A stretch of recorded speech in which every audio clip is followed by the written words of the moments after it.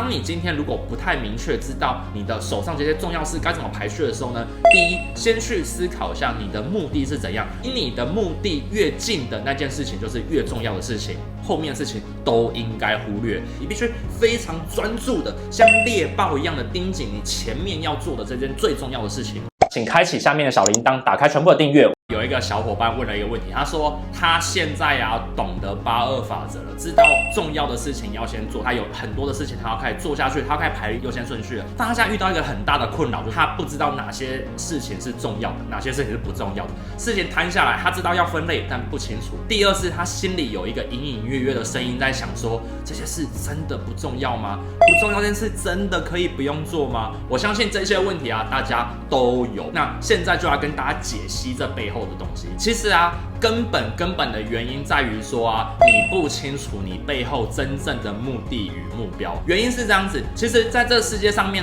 没有所谓重要跟不重要的事情，在这世界上没有所谓的重要跟不重要的事情。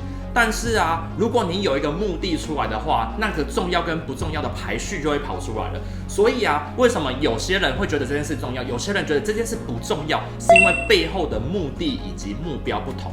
所以如果今天你定不出你的重要的优先顺序的时候其实是因为你搞不清楚背后的真正目的与目标。这个时候你反而要去回头去想一下，你此时此刻你的目的跟目标到底在做些什么。因为只有你搞清楚你背后的目的跟目标，你才能够定出这些所谓的目标排程。那些不重要是真的不重要吗？任何事情都没有所谓的重要跟不重要，只有在前往这个目的的过程当中，它才会出现重要的优先顺序。所以今天你要做这件事情，它重不重要？重要的事情就是跟你的目的跟目标直接有紧扣高关联的事情，就是重要的事。也就是说，你做的这些重要的事情，理论上面都要帮助你达到这个目的。而那些所谓的比较不重要的事情，就是你可能做了，它离达成你的目的的会没这么的正相关，或是只能提供一点点小小的进度，它就是所谓的相对比较不重要的事情。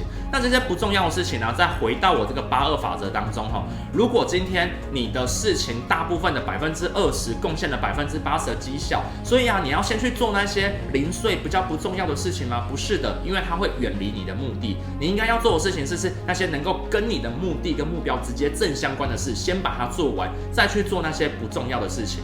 所以巴菲特就有说过一个环节，巴菲特的司机就问他说，你要怎么成为首富？那巴菲特就说，首先你要了解你的目的是什么，你的目标是什么。讲完了之后呢，巴菲特就说，好，你要前往这个目的的过程当中，你列出20项应该做的事情。列出来之后，他接下来就讲说，好，那你列出最重要的5项。那司机就很犹豫，哪5项是最重要的？他把它列出来。巴菲特再继续问他，那你列出哪一项是现在最重要的事情，一定要做它的，不做它会完全达不到目的的。然后那个司机又很疑惑，选出了最后1项。然后那个司机就说，我懂了，所以我要先做这1项，然后再做另外5项，然后再做另外的15项这样子。巴菲特跟他讲了一件事情，不对，你是心里只能做那1项，其他的事情都不要做。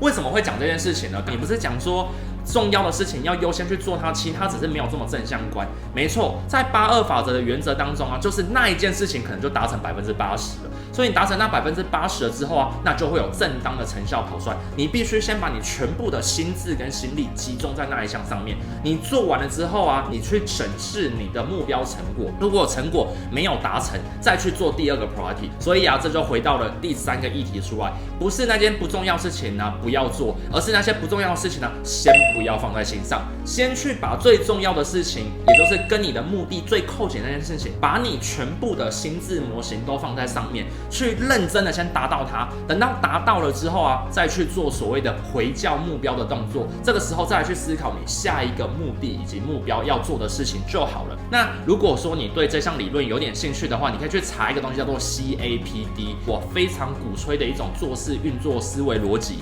它就可以帮到你。它其中在教的就是这件事情。其实真正在达到一个目的的过程当中，你不会只做1-2件事情，但是你必须当下很专注的只做最重要的事。这是跟大家去做一个分享。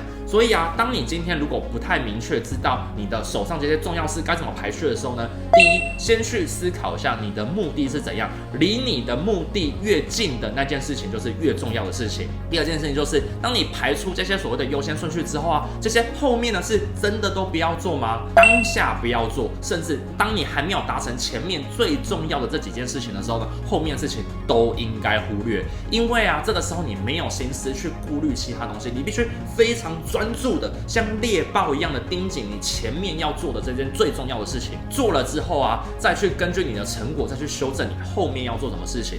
所以啊，这就可以帮助你更快的达到你的目标跟目的咯。这是跟你一个分享。所以啊，以我自己为例来讲呢，我做每件事情之前，我都会去思考一下，这件事情是不是我现阶段最重要的事情要去做。那如果我做到后面，我发现到我有点迷茫的时候，我就会回头去想一下，我正在做的这一件事情，它跟我背后真正的目的到底是不是在同一条主轴线上面。如果开始远离了，我就会开始反省自己，那我是不是从中的时候我的目的有改变，或者是我的目的还是很明确，但是我制定的策略执行方向有所犹疑了呢？那我这时候去做一个回教的动作，跟你去做分享。那我们这一个章节就到这边，帮助你去理解到你的目标的重要性的最关键核心，就是去理解到你目的的背后的根本缘由。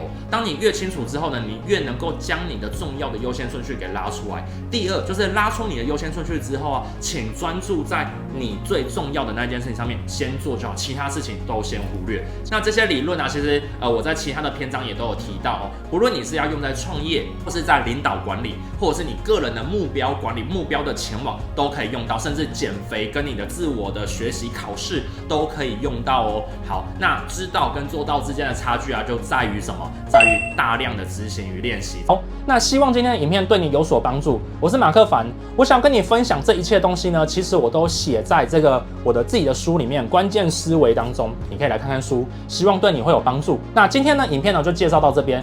我的影片呢会在礼拜一跟礼拜四的晚上的9点呢进行一些更新。我们下次见，拜拜。